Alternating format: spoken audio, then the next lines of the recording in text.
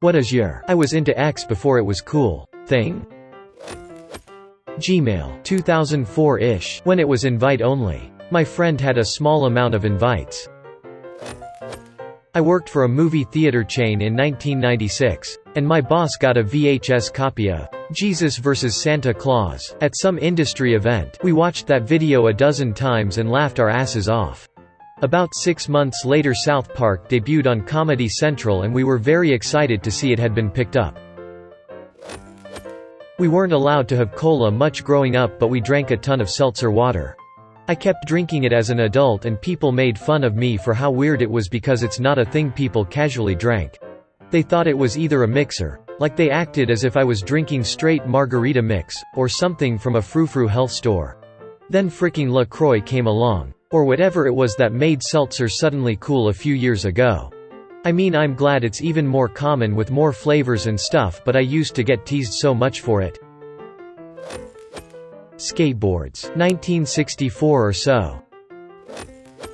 Spotify. I remember I had to use a VPN to use it in my country.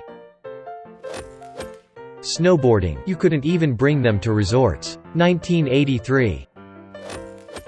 Sent an electronic mail message from my car using a HP 48G calculator and a ham radio in 1993. That feat got published in a technical magazine. Nothing about that first sentence sounds cool, but I know the G is for gangster. Edit. Thanks for all the love, upvotes, and awards. To answer the common questions, I wrote a terminal emulator for the 48G that talked to a terminal node controller, which is like a modem to interface between the calculator and radio.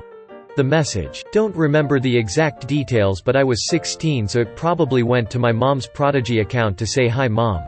Went through the ham radio packet network until it hit a node with an internet bridge. The car was my POS 88 Mustang that I bought for $1,800. Lastly, the source for G is for gangster as it relates to HP 48G comes from the incredible Nerdrap Entertainment System album by YT Cracker. Bitcoin. Altcoins didn't exist when I got started with it. Mandatory disclaimer. No, I'm not a millionaire now. Home computing. I started in 1976. I had a friend in high school ask me in math class one day if I wanted to go to a concert with her that night. Her sister had extra tickets and she thought I'd want to go. It was a New Kids on the Block comeback tour and I said sure, why not. My mom didn't mind me going. We sat around chatting before the show and the opening act was some woman who appeared to be drunk, but her music was really good. Nobody had ever heard of her and she only did a few songs, but her music was a total earworm that was hard to get rid of once it took hold. Went home that night and Googled her single, Just Dance, and downloaded it immediately. And that's how I discovered Lady Gaga. The How to Train Your Dragon books. Unfortunately, they're still not cool yet. I came across the Lonely Islands website when I was about 11 or 12. 02, 03, before Andy Samberg or the other two, Akiva and Jorma, were big. They had a video where they spliced all these old NES games together into a skit and it was friggin' hilarious. I remember when you could read every comic featuring Deadpool in under 2 hours. This was around the time I said, an Iron Man movie, and they got some wash-up to play him. This'll go over worse than Daredevil. I used to record myself playing video games when I was like 5 or 6 when my parents gave me the VCR they replaced in the living room. Because of this early hobby, me and a friend did video game playthroughs on YouTube in 2007. We were certainly not the first, but we were damn early. We also used a cap card straight out of the gate rather than doing the old recording the screen crap that looked terrible. Listening to Nirvana's Blue Song on student radio. NZ, in 1989 and thinking these guys are good. I first saw The Simpsons when it was a sketch on The Tracy Ullman Show. And thought it was the funniest thing I'd ever seen. I was ecstatic when I learned they were making a full cartoon of it. I watched it religiously up until about season 15 or 16 before I finally switched to every once in a while like we all eventually did. Hulu in 2008. It used to be completely free. Browser-based, with no ads. It was the only way for me to watch new episodes of Heroes every week. Elmo when he was just a minor Sesame Street character. We used to watch Sesame Street at my shared house full of college kids. Was a way to unwind. Sounds silly, but it was a thing. I liked Elmo. He was pretty chill. I read Fight Club because it was featured prominently in Borders. At the time, no one had heard of it or its amazing author. Not me, but my parents used to use Amazon as an online bookstore before it became much more than that. Xbox Live. I was in the beta. It came on a CD that you had to install on your OG Xbox. Halo CE on XB Connect was where the real action was. Though. I remember going around to stores trying to find all 6 issues of Infinity Gauntlet. I had read one while waiting on my mom to finish grocery shopping and I was hooked. That made me a dork in the early 90s. But now it's a billion-dollar worldwide phenomenon. Fricking A. I was into memes when they were called demotivational posters. I saw Borat at a film festival and couldn't quote the jokes to anyone for months.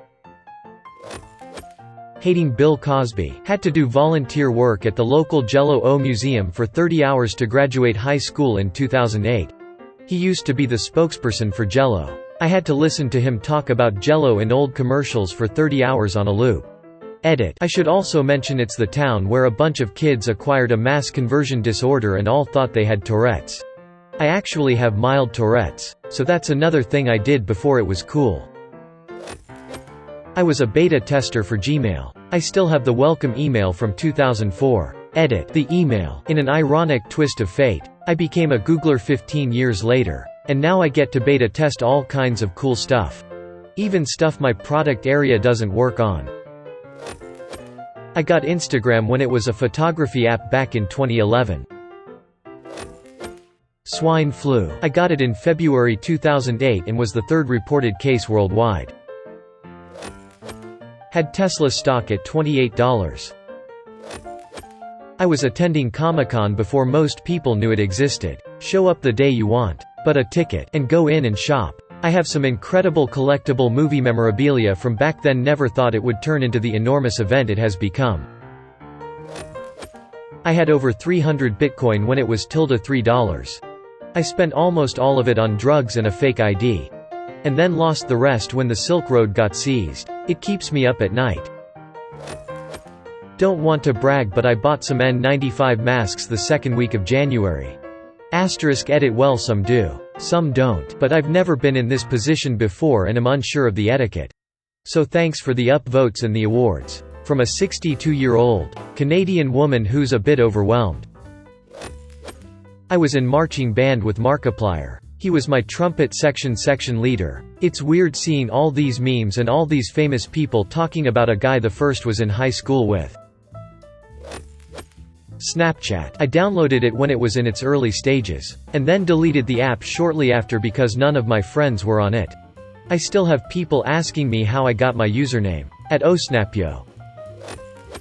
I saw the pilot episode of South Park. I thought it was the funniest crap ever. Showed it to a coworker who said, "That's the stupidest thing I've seen." Fast forward to when South Park goes nuts, and he comes in and says, "Have you seen this hilarious cartoon called South Park?" I said, "Do you remember that pilot episode showed you?" He shut up for a while after that. Was using Netflix since 2001. I had computers back when all they had was 8 kilobits of RAM. And a cassette drive for programs. And you would often spend all night typing in the program printed in a magazine to play it. Just to then have to go through it all due to a typing error. Tandy TRS-80 Model 1-1980. Computers didn't really become popular at home until Commodore 64 etc. Also had the Sorcerer and Acorn and an old MSI 8080 back then too. Helped a bit when the school finally got Apple IIe computers. Coincidentally, that's the last Apple computer I've used. I can see the use for them, but they would personally send me batshit crazy versus PC. Not me but my brother. And I crap you not. It was fidget spinners. He continuously kept telling me how they were going to take off and we could get crap rich if we 3D printed and sold them at school. One of my greatest regrets in life. I started watching Smosh videos when they had just a couple of them uploaded. They were probably the first YouTubers I watched religiously. Their first food battle videos were hilarious. There was nothing like good old Smosh. I probably had one of the first top 10 channels back in 2011 where I would post top 10 video stuff about games. I gave up cause it was too much editing and work, but few years later those top 10 channels became very popular. I had COVID-19 before the world went insane over it. Since my dad is a huge weeb, we bought a pack of 500 black medical masks because we saw people in Japan using it for sickness. Allergies normally. A year later pandemic. Being a degenerate weeb pays off my dudes. Bonus story. Once I wore one of these masks to school and the principal confiscated it because it was distracting. Even though I had a mild cough and sore throat. I bet you feel really stupid right now. Mr. Malavar. I went to a bar a long time ago. Illegally I was below drinking age. To see this neo-punk band play, I liked it enough that I shelled out for one of their cassettes. Pre-CD. The band was Green Day. I was out for the night back when I was 17, 18, 19. A friend and I went to a good pub in Oxfordshire where we thought we'd have a chance to pick up some girls. Ended up getting drunk, taking an E and listening to the band who were pretty good. After their set we popped out of the pub for a quick joint. The band walked over and asked for a toke. Ended up spending the rest of the evening in the back of their van smoking weed and drinking. Turned out that the band was an unknown indie rock group called Radiohead. A couple of weeks later Creep went international. Been a fan ever since. Edited to correct some piss poor spelling. Edited again. Wow. Never thought this would blow up anywhere near this much. Thank you to the generous people who have given me awards, especially the gold one. I remember making custom skins for my Sims characters. Lived in Korea in the 90s and was really into DBZ comics. Moved to the States in 1995 and no one knew what it was. By the time I was in high school it was all the rage. RuneScape too long ago. Okay, it was never cool but hell it was for me. I got stoned with John Mayer in a college town before he put out a CD. He was playing the blues at a club in front of 100 people and I only caught the last song. We got high and he gave me a CD and wrote on it. Few weeks later I put the CD in and quickly tossed it out. So I was early adopter of John Mayer playing the blues, and throwing out his trash studio albums. When I started college in 1993, the first real big party I went to was a sorority party with a band. I was there before they went on, and when I saw they had a saxophone set up on stage, I, having played alto sax in HS, set my beer down on the stage in front of where the sax player would be. They wound up being really good live, and a few weeks later the Dave Matthews Band first album came out.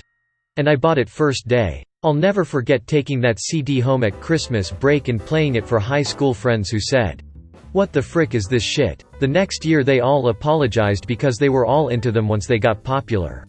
I saw them a few times, but after they got super big I really didn't like any of their new material and quit listening to them.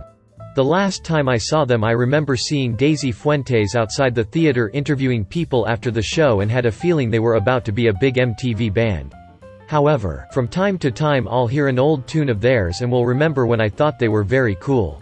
Edit. I didn't stop listening to them because they got popular. Their song styles changed after the second album, and it just wasn't for me. We all change and evolve. I was into vinyl before it made a comeback, and since nobody in the 90s or early 2000s wanted their records anymore, I basically got 500 plus records for free or nearly free. I was sleeping with my ex long before everyone started doing it. Pre-John Oliver Marble League. I was reading Harry Potter from like day one. I remember how this happened so clearly. My dad's birthday landed on the same day that the book was released in the US.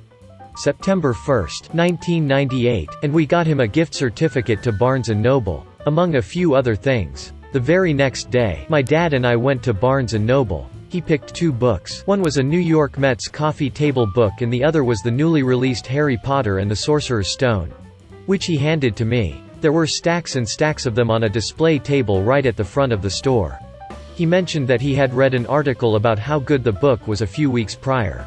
and that it would be releasing in the US soon. We were in the store for all of 5 minutes. I read the first 2 chapters on the way home, and was immediately hooked. I swear I read that book a dozen times before going to the midnight release of Chamber of Secrets the following year. Seeing a therapist regularly. Drinking Baileys from a shoe. Saw Metallica for my first concert in 1985 on the Ride the Lightning Tour in Austin, Texas. Edit. The year was incorrect. 1985, not 1984. Edit 2. If I remember the other bands that night, they were some local band. W.A.S.P. An Armored Saint. I remember looking for an Ask Jeeves alternative search engine back in the day for some school work. I found lots of crap T1s, but there was one with a simple design without all the bells and whistles in friendly primary colors. Google. I was watching YouTube in 2005 back when Naruto episodes were allowed and split into 3 parts. Also how I first found porn lol. Donald Glover. He was part of a comedy group called Derek Comedy that was absolutely hilarious.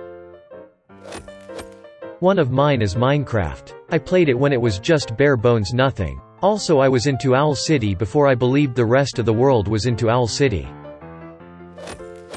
One of my brothers graduated HS in '94, and one his friends moved out to CA from NH. When he came back to visit he brought a cassette tape of early Sublime.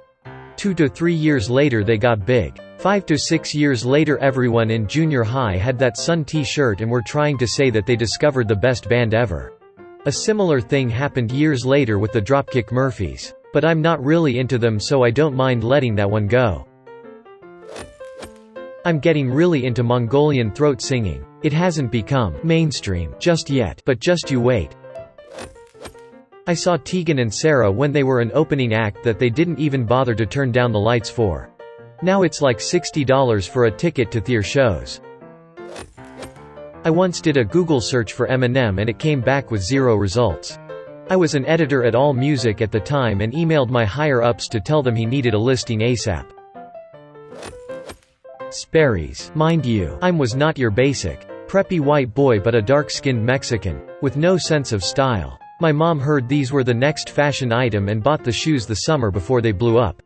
Throughout the year, middle school got made fun of for my poor people shoes. I eventually got so frustrated and threw them away. August comes around and on the first day of school everyone is gassing each other up about their Sperry's.